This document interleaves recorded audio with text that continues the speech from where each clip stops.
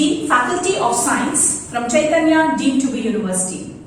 Today, we shall go into another chapter in microbial physiology. Today, we shall talk about microbial fermentation. Fermentation is one of the most important process which mostly goes on in microorganisms. It is a way of having a physiological process in absence of oxygen. Fermentation is a process which occurs only in microorganisms. You don't find this process occurring in any other organisms. And this microbial fermentation is of much importance, especially in industrial microbiology, because there are many number of products which are produced, especially by this fermentation process. In this video, we shall be discussing about the physiological process of fermentation. We are not going to discuss about the products or their commercial values. We are only going to discuss about the physiological process, how fermentation takes place, the organisms involved in fermentation, and what are the byproducts which are produced in this particular fermentation. Now, during fermentation, pyruvate is produced from glycolysis. And as you all know, glycolysis does not require oxygen. So it goes on both in aerobic as well as in anaerobic microorganisms. The end product of glycolysis is pyruvic acid. Now this pyruvic acid, in case of aerobic microorganisms, it enters into Krebs cycle where it is finally degraded into carbon dioxide and water. But what about those organisms where Krebs cycle does not take place? This fermentation or this pyruvic acid has now to be degraded or has to be converted into a number of organic acids. This happens because the NADH that is produced during glycolysis, especially when 1,3-diphosphoglyceric acid is converted to 3-phosphoglyceraldehyde, you find the formation of this particular energy that is produced. Now this NADH has to be reoxidized back to NAD so that another molecule of glucose can enter into the glycolysis. In case of aerobic microorganisms, this enters into the electron transport chain. But whereas in these organisms where electron transport chain is absent, they have to undergo some other physiological process where this NADH has to be reoxidized back to NAD. So the NADH produced during glycolysis is recycled to NADs. Many bacteria are actually identified on the basis of their fermentative end products. So we have many number of bacteria which are known by what type of fermentative products they produce. And fermentation of these products gives rise to many number of products like we have yogurt, sauerkraut, and flavors to various cheeses, and of course the wines which are produced are also a product of fermentation. Now alcoholic fermentation is mostly uncommon in bacteria. We only have yeast which produce this type of fermentation. Of course, these days we have also identified a bacteria by the name Zymomonas, which is able to convert some sugars into alcohol. Now, what are the essentials of fermentation? So, how do you define fermentation? Physiologically, fermentation is defined as a process where organic compounds act as both electron acceptors and as electron donors. So as you can see here, the organic compound, when it is reduced or when it is converted to it produces an energy rich compound. So here it is producing NAD to NADH2. Now this particular NADH has to be reoxidized back to NAD. So when this oxidized compound is converted to a fermentative product, the same NAD which was produced during the first phase of cycle is now utilized in the second phase of cycle and it gets reoxidized. So this is how fermentation takes place. So the process of deriving energy from the oxidation of organic compounds such as carbohydrates using an endogenous electron acceptor, which is usually an organic compound, is called as fermentation. The term fermentation is derived from a Latin verb that is feber, which means to boil. So these are the different types of fermentations which take place especially in microorganisms, the first product being the pyruvic acid. So we have alcohol fermentation where ethyl alcohol is produced. We have butyric acid fermentation, we have propionic acid fermentation, we have lactic acid fermentation, acetic acid fermentation, formic acid fermentation, and you can see different types of bacteria are involved in the production of these fermentative products. Now, what are the characteristics of this particular fermentation? There is no electron transport chain, there is no oxidative phosphorylation. It is an anaerobic process. In any of this fermentation process, you don't see any involvement of oxygen, and glucose and other products are converted to various products such as lactate, pyruvate, ethanol, butyric acid, butanol, and many other products. Now, comparatively, when we compare the energy yields of an aerobic to a fermentation process, the energy yields are comparatively low. Typical energy yields are between 1 to 4 ATP per substrate molecule fermented. In the absence of oxygen, the available NAD plus is often limiting. The primary purpose of this fermentation is to regenerate the NADP or regenerate the NAD from NADH2 so that allowing another molecule of glucose to enter into the cycle for the glycolysis to continue. Because as long as NADH is present in this reduced state, another molecule of glucose cannot enter into the glycolysis. So in order to reconvert it, this is another process where NADH is again reoxidized to NAD. So this is the diagram. As you can see here, glycolysis produces pyruvic acid, and from pyruvic acid, in case of fermentation, different type of lactic acid, ethanol are produced. In case of aerobic microorganisms, it enters into the Krebs cycle.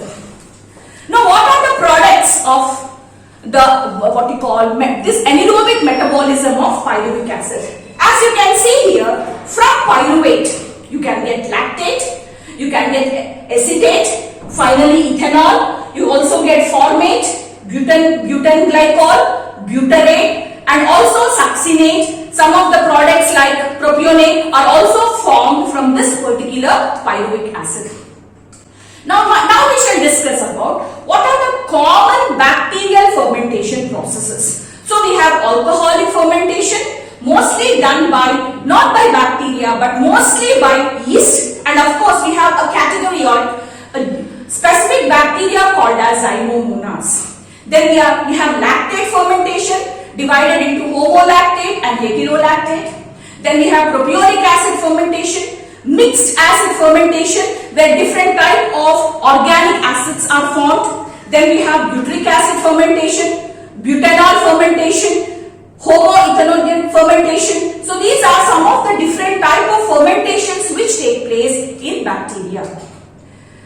So this is a typical diagram where you can see that from pyruvate, that is glucose, is converted to pyruvate through glycolysis, and this pyruvate, when it is converted to lactate, you can see NADH is utilized, and this NADH is now converted to NAD, which again reverts back to the cycle. In the same way, when alcohol is produced, for this production of alcohol, again you require one more molecule of NADH. This again is converted to NAD, which again enters into the glycolytic pathway. Now viewers, now we shall talk about the different types of fermentation which take place in microorganisms. The most important one among them, we call it as the lactic acid fermentation. Then we have the alcoholic fermentation, propionic acid fermentation, mixed acid fermentation, butyric acid fermentation, butanol fermentation, formic acid fermentation, and mixed amino acid fermentations. So these are the different types of fermentation which take place in microorganisms. Each has a unique way, each has a different end product of that particular fermentation. But all of these fermentation will take place in the absence absence of oxygen, and in all NADH is again reoxidized to NAD. So first we'll take up lactic acid fermentation. As the name suggests, it is carried out by lactic acid bacteria. These are gram-positive bacilli or cocci, and they are aerotolerant anaerobes. Most of the lactic acid bacteria are said to be metabolic cripples because they are restricted to sugar-containing hepatides. So they only grow in those hepatides which contain carbohydrates. Lactic acid fermentation can occur in two ways. We call it as homofermentative or homolactate pathway, heterofermentative or heterolactate pathway. So the difference in the fermentation products, that is between homolactate and heterolactate, is because there are some microorganisms which do not produce pyruvic acid through the normal glycolytic pathway because they lack an enzyme called as aldolase. So because aldolase is absent, if you remember your glycolytic pathway, aldolase is an enzyme which splits fructose 1,6-biphosphate into 3-phosphoglyceraldehyde and dihydroxyacetone phosphate, where the C6 carbon sugar is split into C3 sugars. But in those organisms where aldolase is absent, in such organisms another type of pathway takes place which helps in conversion of glucose to pyruvic acid. So we have Lactobacillus lactis, Lactobacillus bulgaricus, Lactobacillus casei, Lactobacillus beveris, Lactobacillus helveticus, Lactobacillus acidophilus, Leuconostoc mesenteroides, Streptococcus salivarius, Streptococcus bovis, which are some of the examples. Now we shall now talk about homolactate fermentation. This is carried out by Streptococcus, Enterococcus, Lactococcus, Pediococcus and Lactobacillus species. These ferment sugars and the end product is only lactic acid. They don't produce any other product. So the end product, whatever pyruvic acid is produced, the whole pyruvic acid is converted to lactic acid. These organisms undergo glycolysis because they have aldolase in them. So they have the enzyme aldolase which breaks down fructose 1,3-biphosphate to glyceraldehyde 3-phosphate and dihydroxyacetone phosphate. So this pyruvic acid is reduced to lactic acid with the help of an enzyme called lactate dehydrogenase. So you can see this particular diagram showing us the pathway of our lactic acid fermentation. So glucose is converted to fructose 1,6-biphosphate. This again undergoes the glycolytic pathway finally to give pyruvic acid. Pyruvic acid in the presence of lactate dehydrogenase converts itself into lactate, and as you can see here, one molecule of NADH is utilized, and this one molecule of NADH is coming from the above pathway so that it can be replenished, it can be reoxidized, it can again enter into that particular pathway so that the pathway can again. Now coming to heterolactate fermentation.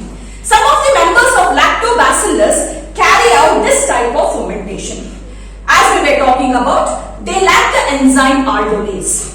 So because they don't lack this particular enzyme, they cannot undergo the usual glycolytic pathway. So they undergo another pathway called as phosphoketolase pathway. This phosphoketolase pathway converts the sugar into pyruvic acid, mostly glyceraldehyde 3-phosphate and acetyl phosphate. The former is now converted to lactic acid and the later into ethanol. So these organisms undergo this particular pathway. So as you can see, glucose is converted to 6-phosphogluconate. This 6-phosphogluconate splits into pyruvate and glyceraldehyde 3-phosphate. This glyceraldehyde 3-phosphate is now converted to pyruvic acid. So this is glucose 6-phosphate, 6-phosphogluconate. Then it is converted into ribulose 5-phosphate, xylulose 5-phosphate, and finally to glyceraldehyde 3-phosphate and acetyl phosphate. Glyceraldehyde 3-phosphate is now converted to pyruvic acid and finally produces lactate, whereas this acetyl phosphate is converted to ethanol. So here we are getting both products. We are getting lactic acid as well as ethanol. So that is why we are calling it as heterolactate pathway or heterofermentative pathway.